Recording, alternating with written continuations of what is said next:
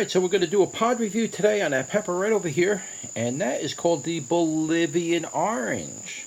Now, I have 3 different color phenos that came out of a package of seeds that I bought, so I will be separating them, but you'll be able to buy all 3 of those on the same page. It'll just be separated. I cannot guarantee each time you grow those out, though, they're going to come out exactly that color. They should, and they usually do, but I can't guarantee they're going to hold that color pattern on a regular basis. They may switch back and forth. I don't know what's going on with it and why I'm getting all these colors, but I will separate them. You can order them and you'll get one or the other, but I'll list them as what I harvest the seeds at. I like to phenotype my peppers regardless and then offer that to my visitors if they decide that they might want to try growing the orange and see how successful they are at keeping it orange or anything like that. They'll be separated on the website. So this is called the Bolivian Orange, and I got quite a few peppers. I'm going to pick those off today, but we need to pick one right now for a pod review, and that is the Bolivian Orange. It's a gorgeous little pepper, guys. I really like these things. Now this pheno is quite different looking than the Bolivian yellow.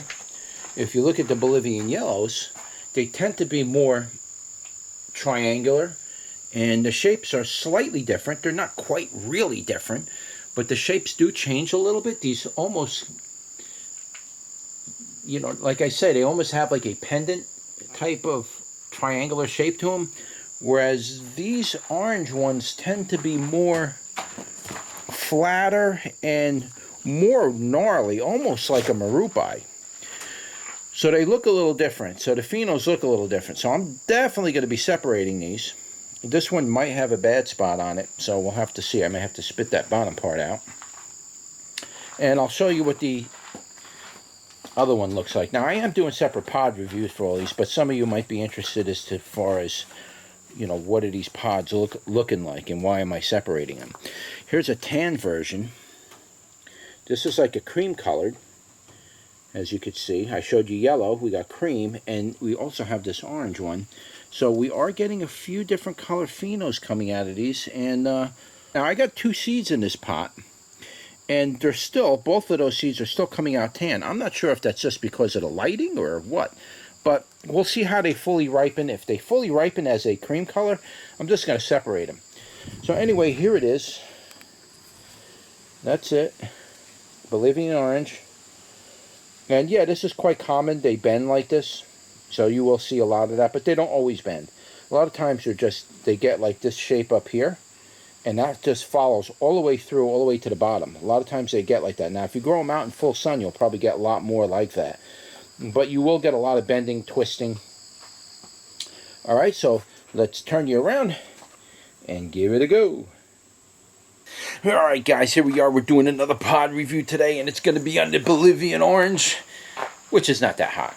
I just dramatized it a little bit, but it's really not that hot. It's actually, they're pretty mild, and it is a Bacatum, so it's going to have the Bacatum flavor. So right out the gate, before I even bite the thing, just so you know, the flavor profile of Bacatums are really going to fit in the flavor profiles of Bacatums. They don't taste like Annams, they don't taste like Chiantis, they don't taste like habaneros, they don't taste like bell peppers, and they don't taste like cayennes. So they have a flavor zone of their own. I would say the closest thing that they might taste like would be Capsaicin pubescens, which would be the Ricardo peppers or the Manzano peppers. It would taste similar to those, but those kind of got their own flavor thing, and they're in their world of their own. So just right out the gate, I'm telling you right now, the main flavor profile of this thing is generally going to taste like a Bacatum, a typical Bacatum. So let's take a bite. I got to bite that end off, though. Yeah, a little bit of a damage on the end. All right, let's bite that part. Again, it has that Bacatum type flavor. It's a very nice. It wasn't too floral, and when I say floral, I'm kind of referring to the terpenes that come out of it, not the sweetness and not the fruity part of it. There's like a flower, like if you ever smell flowers, you get like it works its way through your sinuses in your mouth, and you can that's how you smell. So as far as like the floral part of it, has a slight floral flavor to it. It has a macadam type of fruitiness. It does not taste anything like habanero fruity or Trinidad scorpions fruity. This has a specific, very distinct macadam type of fruitiness. It's very nice. It's really hard to describe that. What I can try to give you a visual on. It's trying to give you a visual on that is almost impossible, because I can't really think of anything to put an image in your mind that would give you an idea of what it might closely taste like. If you've never eaten macadams, well, you would have to eat at macadam at least one time to know what I'm talking about as far as flavor. The flavor wasn't that strong. It was quite mild. As far as sweet and tangy goes, it wasn't that sweet, but there was a little sweetness on it. And the tangy part was, it was kind of like on a mild side. It wasn't real tangy or anything. Now, as far as the heat goes, the heat is really, really a low heat.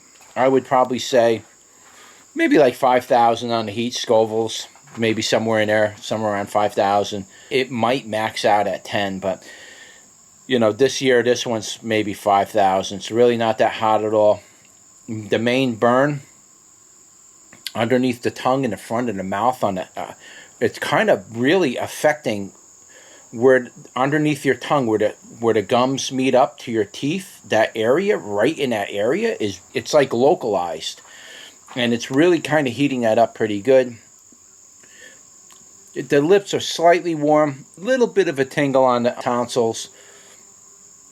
It's mostly the tip of the tongue and around the edge of the tongue. A little bit down the sides of the tongue. And it's very light. It's a slight light type of a stingy. It's not a glowing warm type of a burn. It's slightly stingy, but it doesn't hurt. It's not like glowing warm. It's kind of like zzz, like getting a tattoo, so to speak, on your tongue, but not as intensive as a tattoo. It's very, very light. And that's really it. I mean, it's a very nice pepper. It's relatively a highly productive plant. You really got to grow these outside. But that's really about it with the Bolivian orange. It's a good pepper to grow. Give it a grow. We'll offer seeds on our website, hrseeds.com. Don't forget to like, share, and subscribe. And I'll see you on the next one. Take care.